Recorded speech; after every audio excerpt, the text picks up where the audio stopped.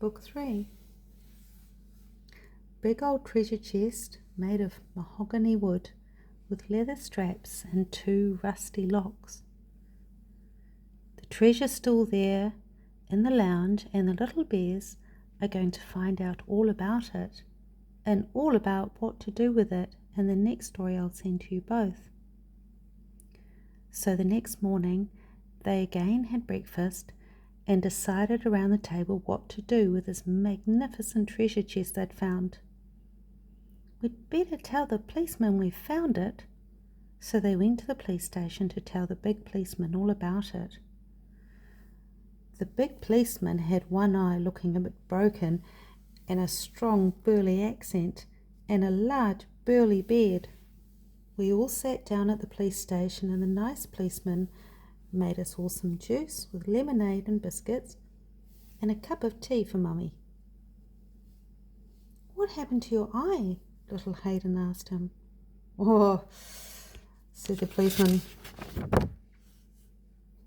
"Well, I was chasing these mobsters, and the mobsters, they got this beautiful big old wooden chest made of mahogany wood with 2 rusty locks, and they whacked me with it, and the rusty lock got in my eye, and it created a huge scar and infection, so that's why my eye's not quite going in for the latest beauty competition." But the chest was never found again, and the men vanished out onto a boat out to sea. "Was it a chest from Persia?" they asked him.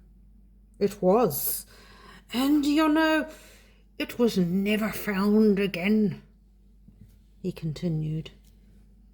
"It belonged to Captain Ibn Battuta, and he sailed the seas collecting items from around the globe." "We've got it," the boy bears exclaimed. "Huh," said the policeman, and he gruffed. "Huh, ha ha ha," he said enthusiastically. "You 2 gorgeous little bears have quite an imagination, don't you?" "That's why we've come," they continued excitedly. "We've come to tell you we've found some treasure and... "What is this? You mean you really have found the treasure? Ha ha ha ha ha ha." So little Brandon and Hayden told the tale of how they'd been out riding, rescued a kitten, and discovered something glistening in those prickly blackberry bushes, and all about how they'd gone out the next day and did a search. Mummy Bear had run from the spider, and Witherstail the bears laughed and laughed. "So you're telling me you found the treasure?" "Yep," the bird said proudly. Well, he shrugged his shoulders. The policeman followed the little bears home. They went for a ride in his big police car. They played the blue sirens and enjoyed the experience. The policeman was thrilled to find the treasure. He couldn't believe it and gasped at the recognition. That old treasure chest. That big mobster. Well, he banged my eye with that latch there, the policeman said in reminiscence of the last time he'd seen that large old treasure chest.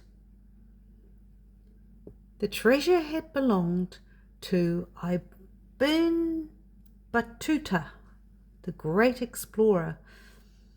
He travelled the world discovering the Persian Empire, and inside were the valuable priceless jewels belonging to King Ardashir and Queen Purandok of Buran, first reigning queen of Persia.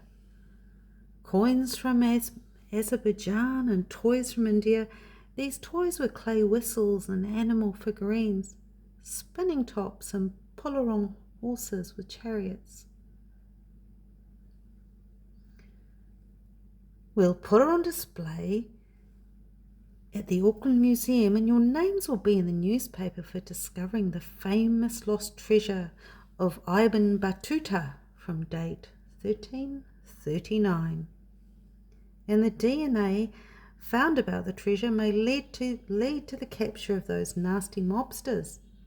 Together the policeman, Mummy Bear and the boys celebrated with tea and cake, orange juice that's got a little wee bit of lemonade, and the policeman explained all about how he and his detective team were going to catch these mobsters. "And then I'll be able to charge him for hurting my eye too," said the policeman. "You have to be incredibly brave," said little Brandy Bear, "to be a policeman and catch those big, nasty mobsters." "Yes," said the policeman, "but remember those people with a nasty streak? Leave them alone, because they seem to hurt themselves in the end." "Yes," said Hayden, "and your eye's okay now, only it's a little bit funny looking," laughed the policeman. The boys smiled, and their faces glistened, and the little boys waved bye-bye to the policeman as he drove off to his home.